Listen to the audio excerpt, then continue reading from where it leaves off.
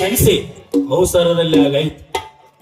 ಏನಣ್ಣ, ದೊಡ್ಡ ವೇಷ ಬದಲಾಯಿಸಿದಂತೆ ಹಿಂದುಟ್ಟಿದ ತಮ್ಮನನ್ನೇನಾಯ್ತು ಬಿಡುವಷ್ಟು ಮನಸ್ಸನ್ನು ಬದಲಾಯಿಸಿಕೊಂಡೆ.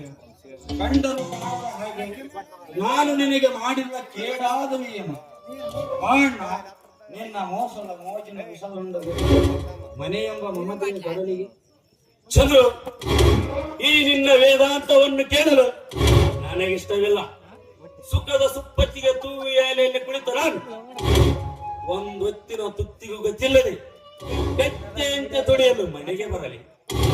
ಓಹೋ, ಹುಟ್ಟಿದ ಮನೆ ನಿನಗೆ ಗದ್ದೆಗಿಂತ ಕರೆಯುತ್ತಾರೆ. ಹಣ ಹಣ ಎಂದು ಹಣದಿಂದಲೇ ಸುಖವನ್ನು ಕೊಳ್ಳುವ ಸೋಗಿನ ಸುಖ ಸಿಗುವುದೇ ವಿನಃ ನಿನ್ನ ಪವಿತ್ರವಾದ ಪ್ರೇಮವಲ್ಲ.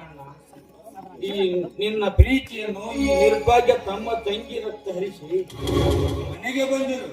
ನಿನ್ನ ನಾನು ಉಸಿರಿರಲಿಗೂ ಸಿಗದಿಂದಿಡುತ್ತೆ. ಚಂದ್ರು, ನೀನೆಷ್ಟೇ ದುಡಿದರು ನಮ್ದು ಒಂದು ದಿನದ ಖರ್ಚ ವೆಚ್ಚವನ್ನಾದರೂ ಹಿಡಿಯಲಾಗ್ತೇ ನಿನ್ನಿಂದ. ನನ್ನನ್ನು ನೋಡು, ಸಿರಿವನ್ನರಿಸಿ ಎಷ್ಟು ಸುಖದಿಂದಿರುವೆ. ಕಷ್ಟ ಬರ್ತವೆ ಗೊತ್ತಿಲ್ಲ ನನಗೆ.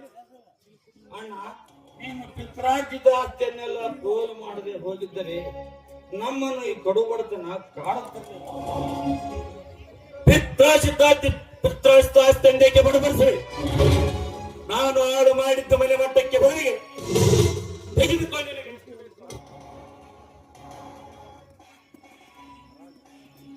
ಅಣ್ಣ, ಇಷ್ಟೆಲ್ಲ ಹಣವನ್ನು ಅದ್ಯಾವ ಮಾರ್ಗದಿಂದ ಗಳಿಸಲು? ಹಸಿವನ್ನಿಂಗಿಸಲು ಸಸ್ಯಾಹಾರವಾದರೇನು, ಮಾಂಸಾಹಾರವಾದರೇನು? ನೋಡ್ ಚಂದ್ರ, ಇದು ನಾನ್ ವೆಜಿಟೇರಿಯನ್ ಮನೆ. ಗುಂಡಾಗಿರಿ ಮಾಡಿ, ಕಳ್ಳ ಸಾಗಾಣಿಕೆ ಮಾಡಿ, ಎದರಿಸಿ ಬೆದರಿಸಿದ ಗಳಿಸಿದ ಹಣವಿದು. ಅಣ್ಣ, ನಿನ್ನ ಅಲ್ಪ ಸುಖಕ್ಕಾಗಿ ಕಂಡವರ ಮನೆ ಕೊಳ್ಳೆ ಹೊಡೆದ ಈ ಹಣ ಮೊದಲು ಈ ಹಣ ದೊಡೆಯಲು ನಿನಗೆ ಹಿಡಿ ಶಾಪ ಹಾಕುವ ಮೊದಲು ಅದನ್ನು ಹಿಂದಿರುಗಿಸಿ ಅಂಜದ ಅಳಕದ ಸುಖದ ಮೆಟ್ಟೇಲೇ ಇರುವ ಹಣ ಸುಮಾರ್ಗ